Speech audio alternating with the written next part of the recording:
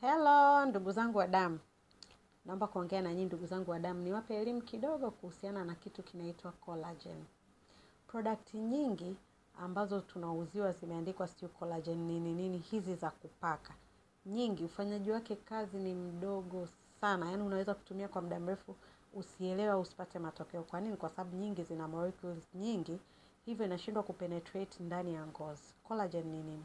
Collagen ni nyuzi ndogo ndogo ambazo ziko layer ya pili kwenye ngozi. Hizi huwa zinakufa mtu akifika kuanzia miaka 20 na kuendelea.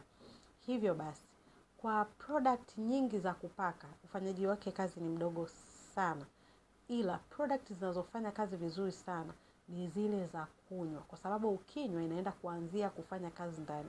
Ndio maana mimi nasisitiza kwenye product sahihi na original kwenye kunywa, kwa sababu zitafanya kazi ile ambayo ya kupaka itashindwa kufanya, itashindwa kupenetrate vizuri.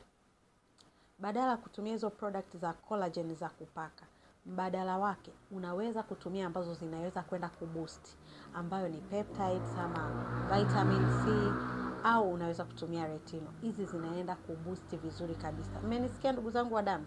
Sasa kwa upande wa vitamin C, tuseme hapa na product aina hizi mbili. Na hizi hapa, tuseme hizi ni za bei rahisi. Zinajitahidi kwenye kufanya kazi vizuri, lakini sio kwa kiwango kikubwa sana. Kwa hiyo kama hauna hela, unaweza ukaanza na hizi. Lakini tuna hii hapa vitamin C. Hiki ufanyaji wake, bei yake ni kubwa na ufanyaji wake kazi ni wa hali ya juu. Hivyo basi, kama wewe unajua una uwezo, nenda kwenye hii. Unajua hauna uwezo kwa upande wa vitamin C, nenda kwenye hizi hapa. Leo au baadaye nitakuja kuwafundisha namna ya